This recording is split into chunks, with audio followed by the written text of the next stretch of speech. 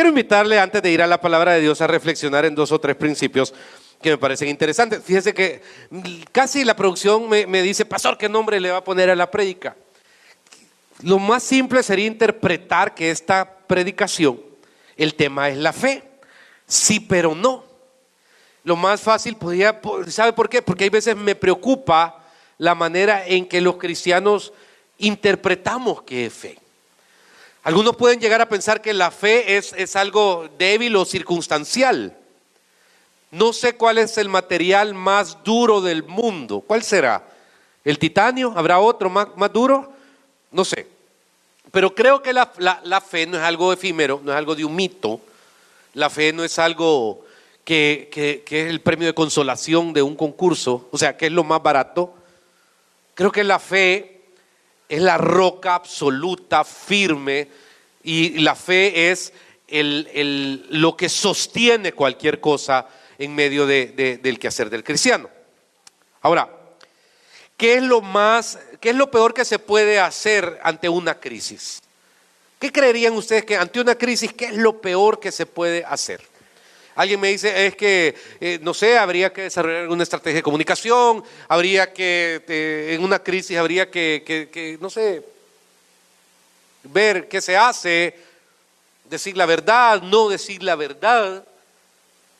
La verdad, para ser honesto, creo que lo peor que se puede hacer ante una crisis es ignorar la crisis. Cuando uno ignora una crisis, no tiene claridad de qué se trata. Tengo una crisis en mi matrimonio, ok. Usted no puede ignorarla. Tarde o temprano esa es una bomba de tiempo que le va a estallar en las manos. Ante una crisis en una situación financiera, tampoco puede ignorarla. Tiene que tener la obligación y la responsabilidad de tomar decisiones sobre eso. Y aquí es donde quiero ir sustentando este argumento. ¿Por qué? Porque, hermano, me da la impresión que así como podemos cometer el error de no establecer ciertas líneas alrededor del manejo de una crisis, humanamente hablando, también cuando vienen momentos complejos a la vida del creyente, a mí me preocupa la falta de interpretación del Dios Todopoderoso en el día a día del cristiano. ¿Cómo así, pastor? Fíjese que Dios debe ser primero y debe estar hasta el final, porque usted no puede lidiar en su día a día con rudimentos del mundo.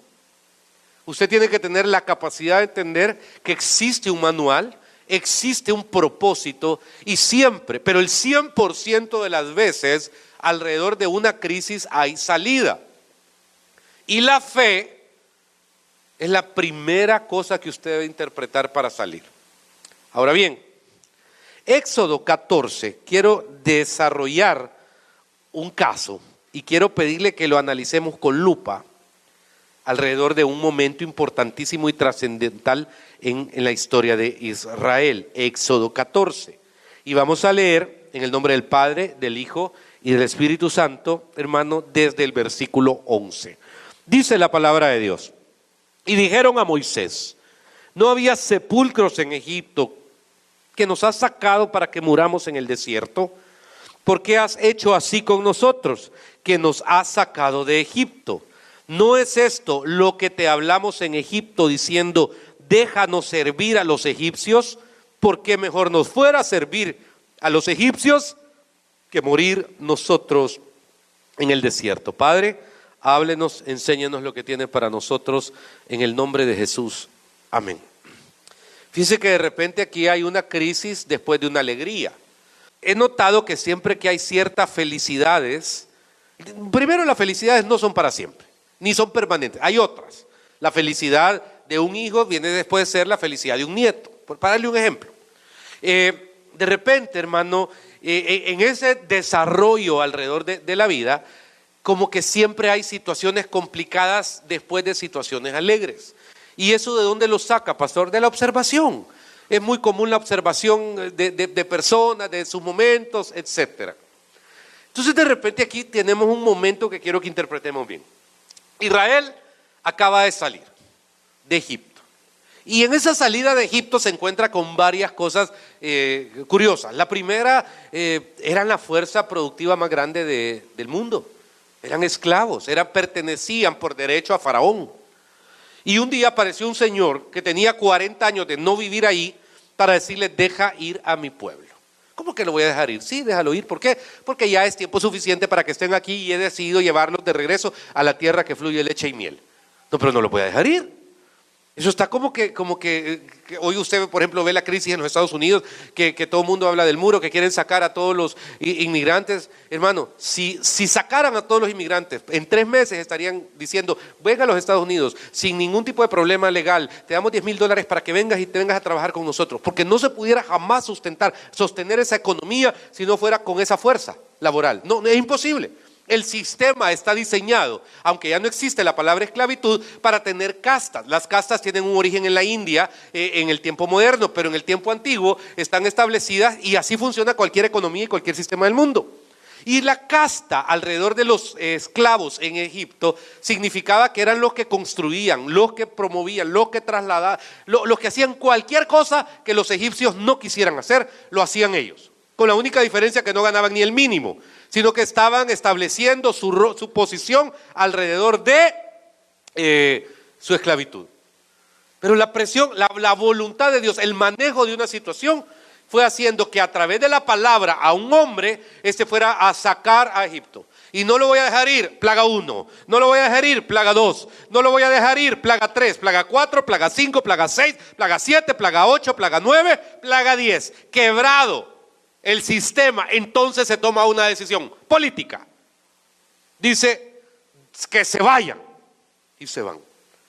Pero en medio de esa situación, que para unos es emoción y alegría, aparece todos los asesores alrededor de Faraón. No, hombre, ¿cómo vas a dejar ir a tu pueblo? ¿Cómo vas a permitir que se vayan aquellos que son los que hacen lo que a nosotros no nos gusta hacer? Y Dios endurece el corazón de Faraón de tal manera que en un momento de crisis, en un momento determinado, dice: voy de nuevo sobre estos personajes hasta acabármelos. Ahí es la historia conocida. De repente encontramos en medio de la crisis a alguien, hermano, que es el pueblo. Y fíjese el análisis. Cuando viene el problema, cuando viene la mala noticia, cuando viene la situación que no se puede manejar correctamente, usted ve 2 tipos de personas. El primer tipo de personas está en este versículo 11. Y dijeron a Moisés: no había sepulcros en Egipto, que nos has sacado para que muramos en el desierto, porque has hecho así con nosotros, que nos has sacado de Egipto. ¿No es esto de lo que te hablamos en Egipto diciendo: déjanos servir a los egipcios? Toda crisis tiene 3 etapas. La primera etapa es la de la noticia, la llamada, el despido, la palabra. Una crisis en un matrimonio, en una relación. Me quiero separar, quiero terminar esta relación. Una opinión en el trabajo es: hasta aquí llega usted. Esa crisis, obviamente, lo primero que trae es una emoción encontrada. Y uno quiere salir huyendo. Uno quiere solventar una situación determinada y yo creo que estamos de acuerdo en algún momento de sentirnos desesperados, pero usted no puede tomar malas decisiones alrededor de esas primeras 72 horas de una noticia complicada o un mal momento. Usted tiene que saber controlarse a sí mismo, porque no puede, por ejemplo, escapar. ¿Qué va a hacer? No puede, no tiene esa capacidad de moverse hacia otro lado. Entonces, el primer punto que yo observo aquí es esa gente que siempre se queja o reniega, porque uno, cuando las cosas parece que no le salen bien, como que es un hobby renegar de Dios.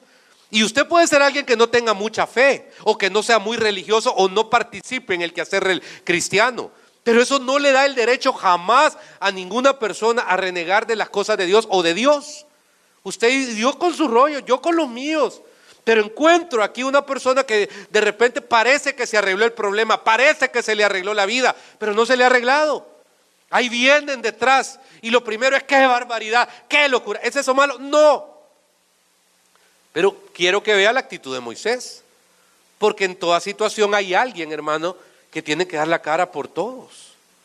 En su casa, en crisis financiera, nadie pregunta: ¿y la luz se paga? Solo encienden el switch Se quemó el foco, pero no hay quien para irlo a comprar a la tienda, irlo a quitar el arruinado y poner el otro. Mami, se quemó mami, no hay luz. Sepa usted cómo hace para pagar la luz todos los meses. Sepa usted que anda pagando las luces a las 8 de la noche para que no se gaste el extra. Pero para las demás personas no es así. Abre la refri y de repente no hay yogur de hierbabuena. Entonces el gran problema, el fin del mundo, es que hay yogur de uva, de manzana, de pera, de jícama, de jocote, de tamarindo si usted quiere, pero no hay yogur de hierbabuena. Mami, no hay yogur de hierbabuena. La responsabilidad de mami es proveer el yogur de hierbabuena. Entonces como que aquí vamos separando el sistema. Separamos al grupo y separamos al líder. El liderazgo tiene que ver con espiritualidad. Porque no estamos hablando de coaching, estamos hablando de una cosa diferente. Creo que hay mucha gente buenísima en coaching que le falta interpretar lo espiritual. Cuando yo le pregunto, ¿conocí un coach buenísimo? ¿Usted se congrega en alguna iglesia? Sí, me dijo. ¿En qué iglesia? Y me dijo, tal iglesia en California. Se nota, le dije. Porque si no, es un loser. O sea, no puede avanzar en acompañar a alguien en su cambio de vida si no tiene que ver con alma, con cuerpo y espíritu. Y de repente usted ve que el don Moisés, lo primero que recibe es acusación de la gente que le ayudó. No hubieras dejado allá, si te lo dijimos. Y la gente no puede ver, hermano, que realmente Dios está en ciertos problemas de su vida y la mía. Usted tiene que aprender que aún en los problemas más difíciles y complicados que la vida le muestre, está Dios. Pero ¿cómo va a estar Dios en medio de esta crisis que estoy viviendo? Ahí está. ¿Y por qué la tenés que atravesar? No lo sé, solo sé que nunca he visto, hermano, una persona que atraviese una crisis y que se amarre de Dios y que no salga adelante. Fíjense que su servidor no es que fuera depresivo, pero antes era súper melancólico, chillón. Y de repente algo que comencé a observar en esas lecturas raras de vida es que cuando sentía que venía un remolino contra mí, se lo estoy hablando de la percepción personal. Cuando venía un remolino de aquellos horribles contra mí de cualquier cosa, lo primero era volverme loquito. Pero lo segundo, que a mí me parece que fue lección quizás como en la de 10,000, como en la 6,200, es entender que algo pasaba. ¿Cómo así? Algo pasa. ¿Por qué? Porque en las 6,199 anteriores no me morí. En las 6,199 anteriores solo aprendí lecciones, pero después de un periodo de incertidumbre y no saber qué hacer. Entonces como que comencé poco a poco a descansar un poquito más en Dios. Pero poquito a poquito, le hablo honestamente, no tengo alas ni soy de aquellos mega ultra espirituales. Quisiera a veces serlo. Pero en la observación aprendí que Dios siempre aparecía. Solo tenía que tener confianza en Él. Y era muy importante lo que salía de mi boca.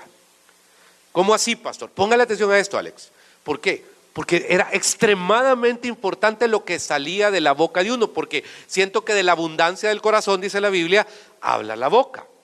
Entonces de repente cuando venía una situación, el primer punto era no habían redes sociales, para darle un ejemplo, eso es nuevo, pero al final es lo mismo, el desahogo, el lamento, la queja, la incertidumbre creaba más desesperación en mí. Y de repente aprendí algo que no sabía cómo hacerlo. Primero, callarme. Y segundo, hablarle a mi problema. Yo declaro en el nombre de Jesús, y se lo soy bien honesto, porque de plano, hermano, en el nombre de Jesús que esta situación se controla porque tú tienes el control. Y a la hora de abrir la boca contra el problema, pero con una actitud espiritual, siento que venía algo que no experimentaba y fui experimentando poco a poco. Y con eso no le digo que estoy confiado. Problemas siempre hay, y esos minutos de desesperación o de lucha o ver qué invento, o ver qué hago, siempre están. Pero es como que no es por edad, porque conozco gente de 50 años con mente de 15, hermano, caprichosos, orgullosos, prepotentes, etcétera.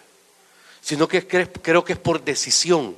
Pero si soy pastor, pero si soy cristiano, pero si estoy caminando en fe, debo dejar de ser tonto. Debo aprender a confiar un poquito más en Dios. Y es como que me fui autodando esa palabra. O sea, me peleaba por algo en una situación. No, simplemente soy cristiano, soy pastor, pero sobre todo dependo de ti. Entonces te voy a dejar hacer. Y me fui como diciendo esa palabra. Y entonces es donde establecía algo que para mí fue nuevo. Y nuevo de hace unos cuantos años. Señor, en ti pongo mi confianza sobre esto. Señor, tú vas a arreglar esto. Señor, yo no voy a mover un dedo sobre esta situación, porque yo sé que tú eres el poderoso para hacerlo.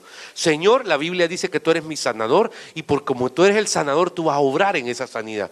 Ahora, ¿qué fue trayendo a alguien tan inconstante como a mí esas declaraciones? Algo que ni yo entiendo, pero tiene que ver con dejar que Dios haga. Imagínense el caso, viene Faraón, toda la gente comienza a renegar, a decirle mejor nos hubiéramos muerto allá, porque allá aunque éramos esclavos, allá nos iban a enterrar bien, etc. Ahora, el versículo 13 es clave. El versículo 13 nos tiene que dar lectura de algo que quiero que le sirva toda la vida. Dice, versículo 13, y Moisés dijo al pueblo, conste, si usted es el que paga la luz, si usted es el que paga la gasolina, si usted es el que voltean a ver en medio de una empresa en momentos de crisis, si usted es el que voltean a ver en medio de un caos emocional en su familia, al que le llaman para que dé consejos, se reúna, este es usted.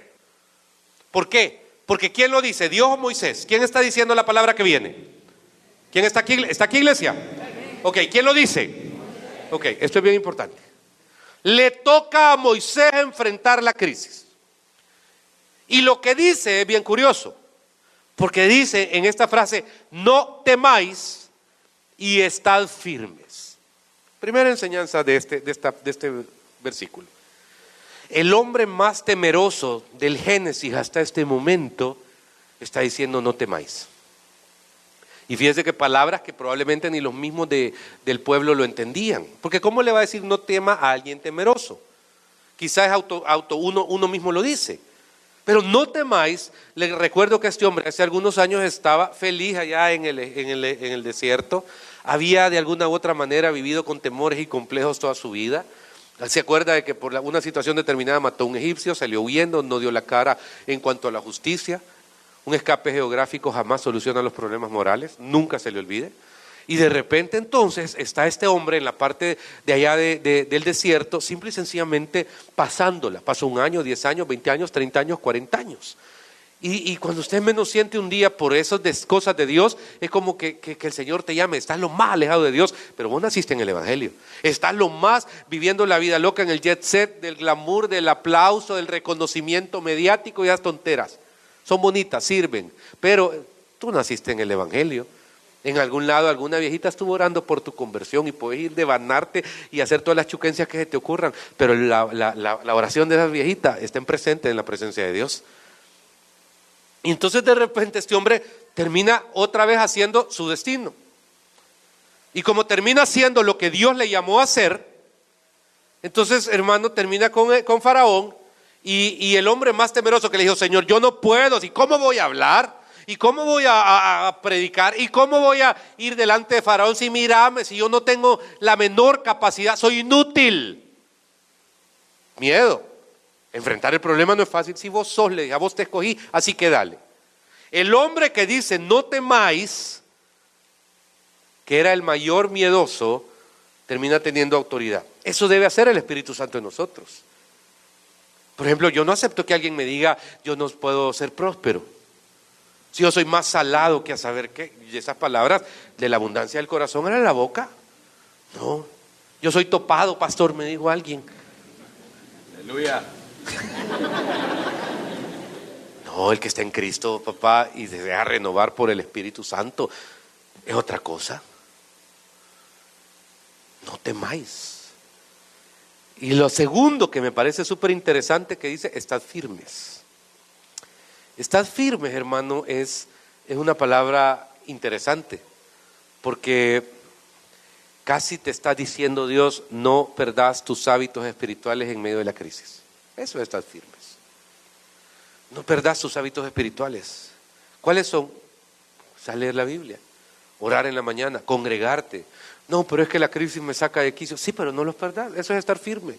Es bonito pasar una crisis, hermano, porque toda crisis pasa en las cosas de Dios. Cuando me viene a decir una niña, dígame un nombre de moda, así, Finucci, de varón, por favor, repito. Joao. Entonces, Joao. Entonces, y de repente me dice una niña, es que fíjese que me voy a ir de la iglesia porque Joao y yo cortamos. Y es que no podemos estar en el mismo espacio porque me afecta. Fíjate qué tontería. Hijita, en primer lugar, no lo perdiste, te perdió. Date dignidad y date lugar. En segundo lugar, Joao no define tu destino. Acostúmbrate que si al final sos tú. Y como dice Primera de Timbiriche 1:1, si no supiste amar, ahora te puedes marchar. Y ese no es problema. Pero,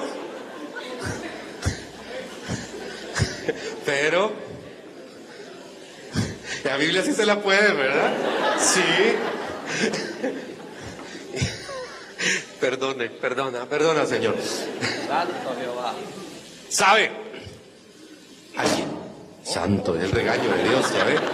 Y es porque aquí es donde creo que cada uno debe ubicarse. Estad firmes. Yo no le puedo ni ningún predicador ni ningún pastor que usted no va a atravesar crisis. Lo siento. Pero sí le puedo decir de que sea del alma, del corazón, de la chequera, del entorno, de la familia, de la salud.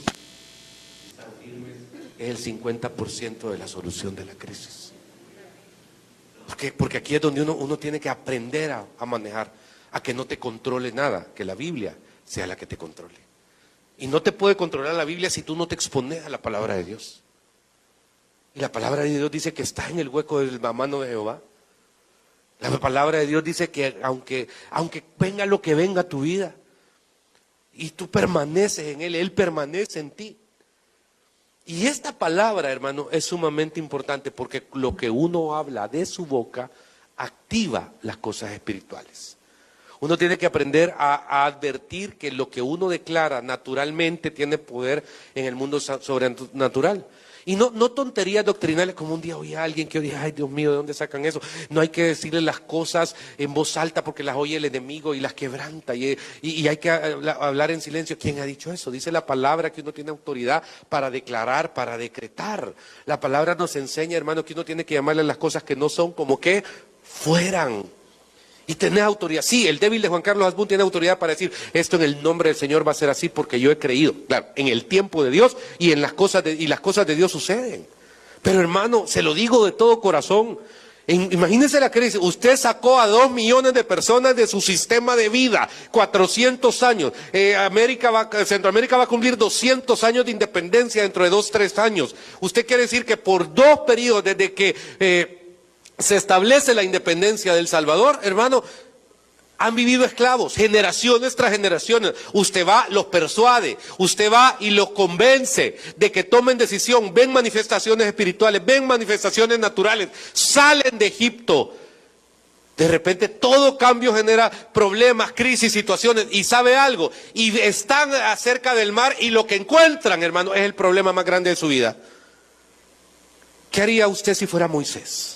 Porque usted no tiene permiso de acurrucarse y decir, Señor, la regué, perdón. No. Usted como hombre de Dios tiene que tener el carácter de que si la gente lo voltea a ver usted tiene que aprender a voltear a Dios, a ver a Dios. ¿Cómo así, pastor? Si la gente te ve a ti como guía, mentor, líder, amigo, consejero, lo único que usted tiene que hacer es voltear a ver a Dios y entonces decirle, Señor, dame la palabra y declara la palabra. Por eso es que le dice, hermano, y versículo, dice, hermano, nunca más lo veréis y Jehová peleará. Fíjese qué palabra más interesante, porque Moisés terminó metiendo a Jehová en el conflicto. Jehová peleará por vosotros y vosotros estaréis tranquilos. Hasta ahorita era el hombre declarando. Vuelvo a redundar en la enseñanza. Aprenda a declarar palabras de vida en medio de problemas difíciles. Es que eso es darse uno mentira. No es cierto. Hay un misterio, es lo que te estoy tratando de decir.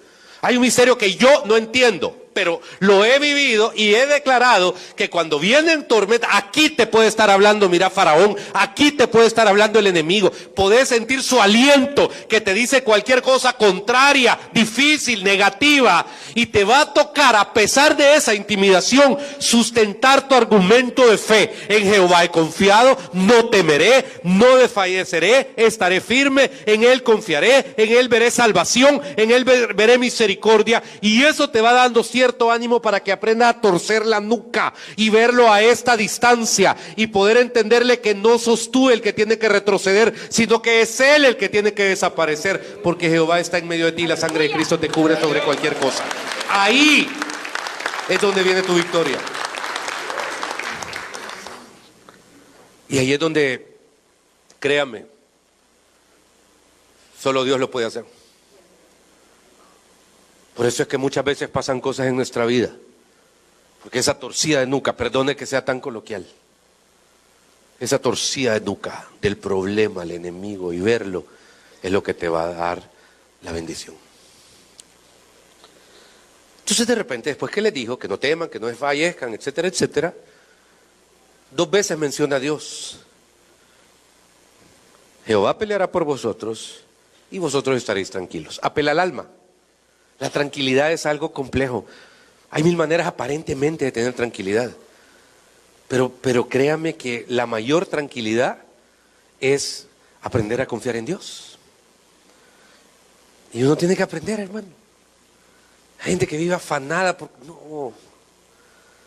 Confiar en Dios es lo más poderoso. Descansar en Dios. Y Dios no es tu empleado para que haga a tu voluntad lo que vos querés cuando yo lo quiero, como yo lo quiero, donde yo lo quiero. Dios es Dios. Y por misericordia, hermano. Porque nosotros lo que merecíamos era el infierno. Porque no hay justo ni a uno, dice la palabra. Y cualquier cosa que nosotros recibimos es por misericordia, por su gracia. Y es donde el Espíritu Santo toma autoridad maravillosa en ciertas cosas. Y cuando le dice Jehová peleará por vosotros y vosotros estaréis tranquilos, casi está tirando, hermano, a Dios al pleito. Aprender, lo digo con respeto y con mucho respeto, pero tú tienes que aprender a jugar de pase de balón con Dios. Porque cuando haces ese pase de balón correcto, hermano, Dios entra en la jugada. La jugada es maravillosa. Jehová peleará por vosotros y vosotros estaréis tranquilos. Ahora, vea qué interesante la respuesta de Dios. Sí, ahorita Moisés te mando 100,000 ángeles para que vengan a darle duro a Faraón, que lo aniquilen, que lo humillen, que lo hagan polvo. Esa es lo que esperaríamos cualquiera. Pero el versículo número 15 es hasta extraño la respuesta de Dios. Porque dice el versículo 15, entonces Jehová dijo a Moisés, ¿por qué clamas a mí? Di a los hijos de Israel que ¿qué? Que marchen. Y luego le dice otra frase bien interesante. Y tú alza tu vara y extiende tu mano sobre el mar y divídelo y entren los hijos de Israel en medio del mar en seco. Hay varios elementos aquí en estos 2 versículos. El primero, mire, usted no se puede quedar a medias en ninguna situación espiritual en su vida. Le voy a dar un ejemplo. El Señor, cuando llamó a Moisés allá en el desierto, le dijo que lo había escogido para que trajera libertad al pueblo, etapa 1, correcto, que peleara con Faraón, etcétera, etapa 1, que sacara al pueblo del oprobio de la esclavitud, etapa 2, y etapa 3 para que lo condujera a la tierra prometida. Ese es el propósito. Y de repente le dice algo bien interesante, allá, que yo no puedo, yo soy incapaz, yo ni hablar inglés puedo, Señor, ¿cómo voy a ir a Egipto? ¿Cómo va a creer? En realidad era la cobardía, ya lo vimos. Pero luego le hace el Señor un llamamiento y le dice, ¿qué tienes en tu mano? Una vara. Y de repente le demuestra que a través de la autoridad de esa vara, tiene autoridad para hacer todas esas cosas. Ahí va. Pero cuando pasan los días, los años, y se da este encuentro, hermano, la respuesta de Dios es, ¿y por qué clamas a mí? Porque, mire, ninguno de ustedes se va a morir en la víspera. Lo que me interesa es que usted no vea su crisis actual como definitiva en su vida. Nadie quiere morirse, nadie quiere fracasar, nadie quiere terminar mal. Pero aquí vuelve a jugar la fe. Porque, hermano, Le está diciendo, casi le está diciendo, mira, si yo te llamé a que llevaras al pueblo a la tierra prometida, a la tierra donde fluye leche y miel, dice. Y yo no he terminado con vos y estás a medio camino. Este pueblo tiene que llegar, ellos o sus descendientes, a la tierra donde fluye leche y miel. Así que termina tu trabajo, concluí tu trabajo o continúa en tu trabajo. Y es donde, hermano, me parece maravillosa la respuesta de Dios. Porque Dios, voy a ocupar una palabra que en español no la soporto, pero en inglés tiene empowerment, no es empoderar, esa es una mala traducción, sería como facultar, quizá es lo más sano. Ok, entonces es como una palabra que dice, yo te faculté allá en Egipto para que trasladaras al pueblo a la tierra donde fluye leche y miel. Y yo no te voy a dejar aquí. No, pero es que el problema es grande, Señor. Aquí está el mar, ahí viene Faraón. ¿Y cuál es el problema? La unción, hermano, es algo bien interesante, fíjese. Quiero serle honesto, allá por febrero, creo que Dios me va a dar conclusión de un mensaje que estoy trabajando desde hace ratos. Estoy leyendo la palabra unción. Un día esto fui a San Miguel a predicar y el pastor me habló de la palabra unción y yo me quedé callado porque, Dios mío, es lo mismo que yo he estado predicando. He estado pensando, armando. Y fíjese que igual que yo, le hemos estado dando pensamiento a la palabra unción y siguiéndola en todo el Antiguo Testamento, en el Nuevo Testamento. Es una palabra poderosa. ¿Ok? Y la unción no es para botar gente en un momento de ministración. Casi lo que estoy, en mi lectura diaria, lo que estoy tratando de interpretar es que cada uno de nosotros tiene unciones particulares. Que hay veces las confundimos, depende si andamos fuera de las cosas de Dios, en aptitudes. Y ay, qué linda gente, Josué, ay, sí, es que Jorge es lo máximo, es que viera qué don de gente tiene, no sé, que Eduardo, pongan los nombres que quiera, el suyo. Pero realmente lo que la gente ve es una unción. Pero como no está en el ambiente espiritual, lo ven como actitud o aptitud o cualidad. Pero el don es algo trascendental de donde parte la unción.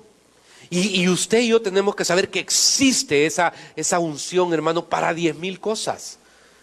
Conozco gente, hermano, que tiene una unción, ora por enfermos y sana, es unción. Sí, pero hay unción. Hay gente que a uno le da un abrazo y uno siente que el amor de Cristo es con uno. Eso es unción. Hay gente que en Santana le decíamos el rey Midas, aquel que cualquier negocio, por quebrado que estuviera, ¡pluc!, lo multiplicaba.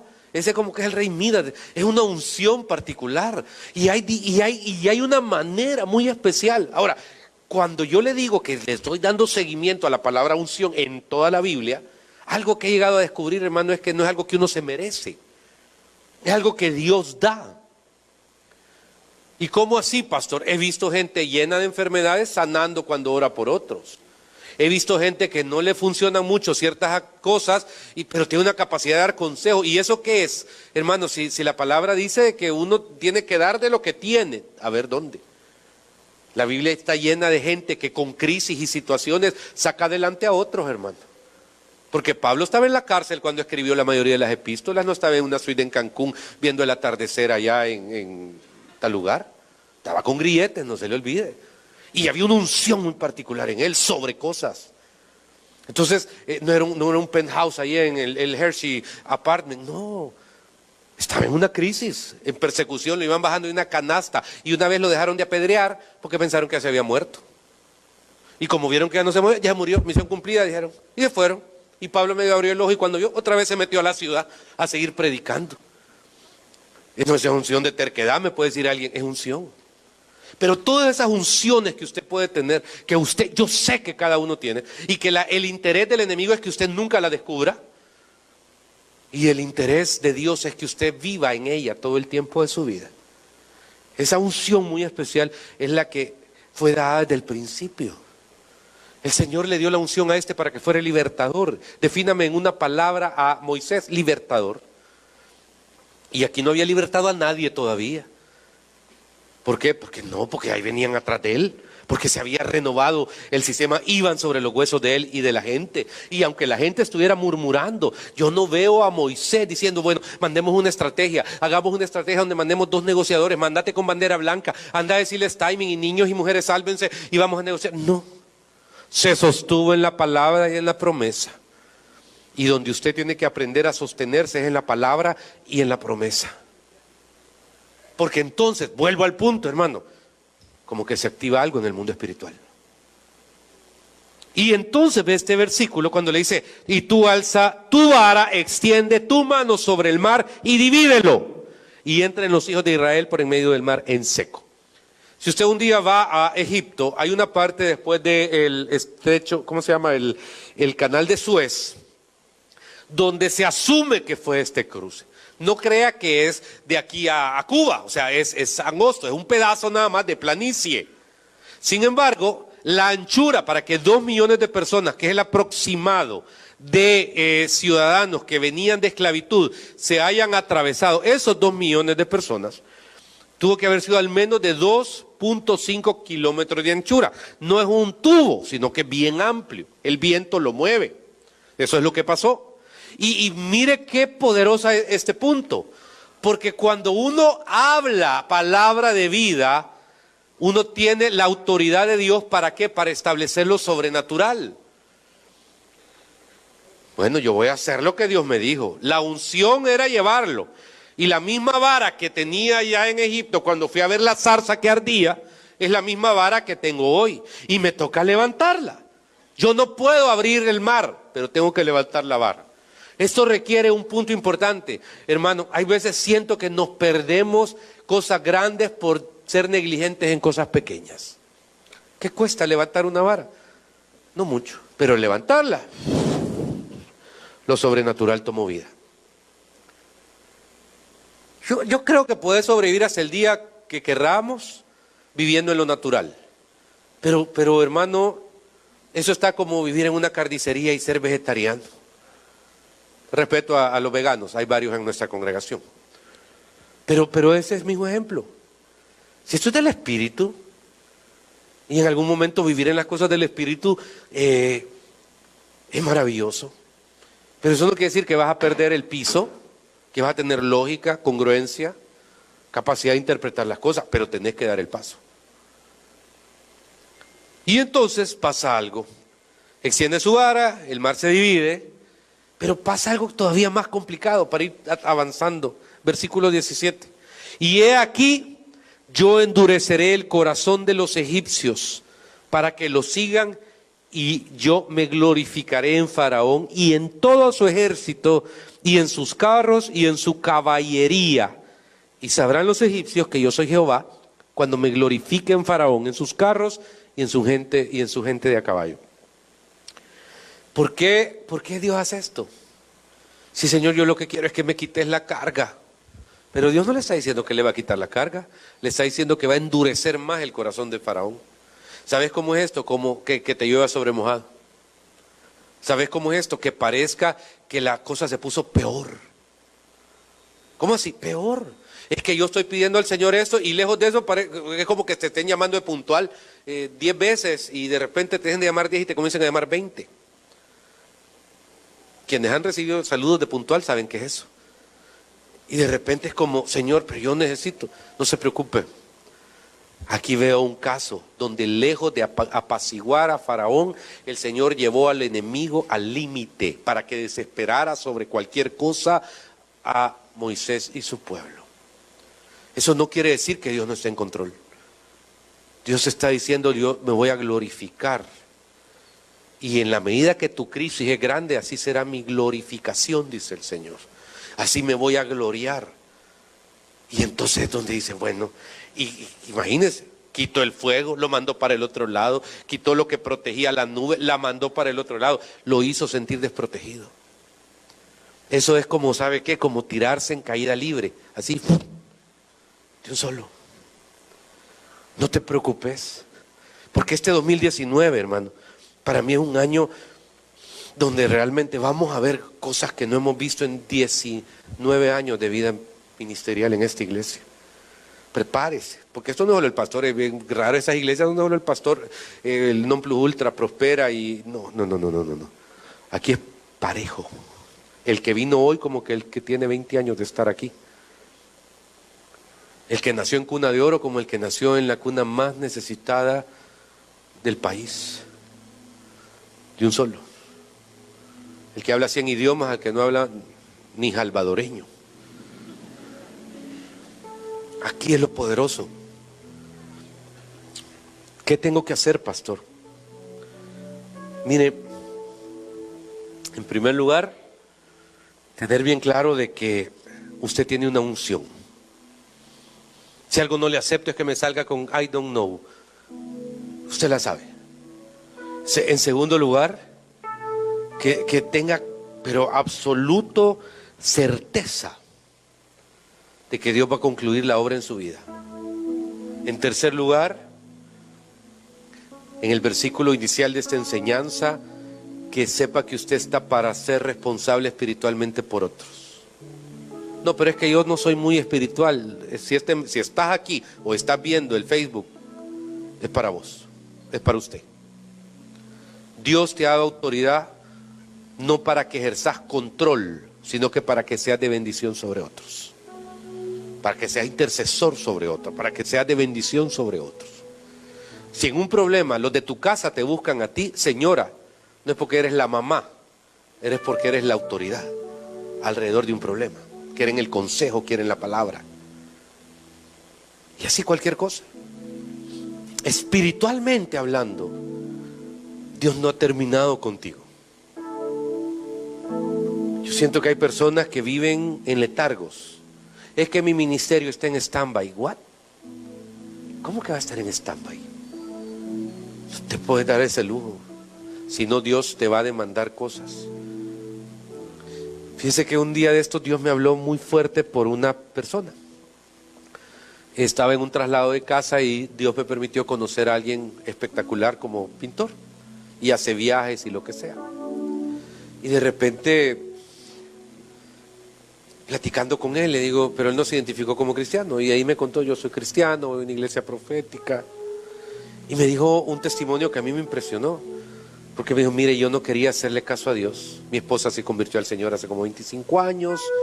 Y viera qué hermoso, pero yo no, yo de rebelde, haciendo mi vida, siguiendo mi vida. Un día Dios nos dio una hija. La interpretación, no quiero que establezca un juicio, solo le voy a contar una anécdota. Y mire, esa niña, yo llegaba a la casa, tenía 3, 4 meses y era toda la felicidad conmigo y era lo máximo. Pero yo no servía a Dios ni me quería meterme en las cosas de Dios.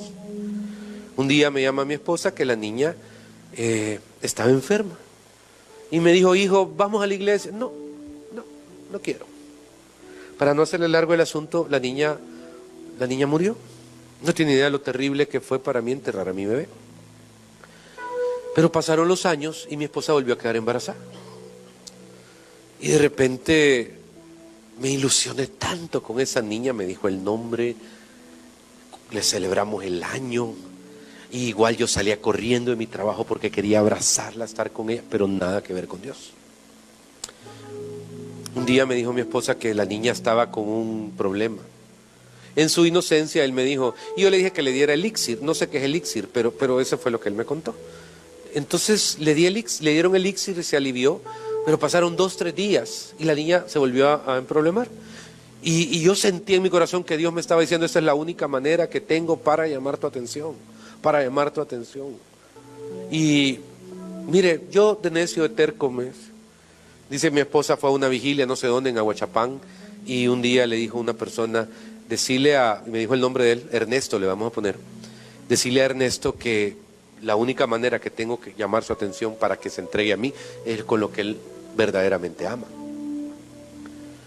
Y la niña enfermó y me acuerdo que fui a trabajar, creo que me dijo a Nejapa, y de repente me habló mi señora que la niña estaba mal, le dije que se la llevara al hospital San Rafael, se la llevó, llegué al hospital y justo ahí por la pirámide yo sentí que algo había pasado. Y cuando llegué al hospital la niña había fallecido. Yo me sentí destruido. Pero cuando estaba en el entierro, dice que estaba ya por enterrar a la niña y tuvo que agarrarla con su cajita blanca. Y dice que la agarró y dijo, hija, perdóname, estuvieras tú conmigo y estuviera tu hermanita conmigo si yo hubiera sido contigo correcto y hubiera entregado al Señor. Y ese día, dice, con la niña, el cuerpo de la niña en mis brazos, hice un pacto. Y le dije a Dios que me iba a entregar a Él y que le iba a reconocer como mi Salvador personal y le iba a servir. Mire, pastor, me dijo. Él siempre supo que yo era pastor, pero estaba haciéndose que no sabía quién era yo. Mire, pastor, me dijo. Ese día entendí varias cosas. Primero, esas niñas me esperan en la presencia de Dios porque tienen alma y pueden tener un día, un año las personas y en gestación y tienen alma porque el alma no tiene edad. Y yo voy a conocer a mis hijas y voy a estar de nuevo con ellas. Pero número dos, entendí que Dios, en mi caso, fue duro porque yo era duro con Él. Porque yo me desvié, nunca quise y tuvo que ser así. Ahora, cualquier a simple vista diría, qué bárbaro, ese es un Dios, asesino, criminal. No, porque al final Él ejerce control total de todo. Él es el Dios todopoderoso, creador del cielo y de la tierra. Y miren, me dice, Dios después nos recompensó, me dio 3 hijos, tengo 3 hijos con mi esposa, estamos perseverando en la obra, no trabajo el sábado en la tarde porque ahí andamos apoyando campañas en distintos lugares, en el pick-up, y hacemos esto y hacemos lo otro. Y no le duele, claro que me duele, me dice, pero yo estoy claro de que era lo que Dios tenía que hacer conmigo. Y mire, mire, hermano, es un amor ese hombre, es una entrega a la obra de Dios. Y para mí es una lectura, porque le dije al Señor, Padre, bendito Dios, de plano que conmigo no has tratado, Señor, conmigo has sido hasta alcahuete, misericordioso quizá, pero cuando veo eso, digo, Señor, y yo quiero hacerle esta invitación, iglesia, porque de verdad, yo no le puedo garantizar que el 2019 no va a tener problemas. Yo no le voy a mentir, perdón. O sea, yo no le puedo decir que usted no va a tener algún dolor físico, alguna enfermedad o alguna situación, pero le puedo decir algo, va a salir adelante, oye. Y con esto le dejo el último enseñanza de esta mañana. Háblele a su problema, glorifique a Dios en su problema. Háblele, saque su boca y diga las cosas que no son como que fueran. Y entonces usted va a ver el poder de Dios manifiesto.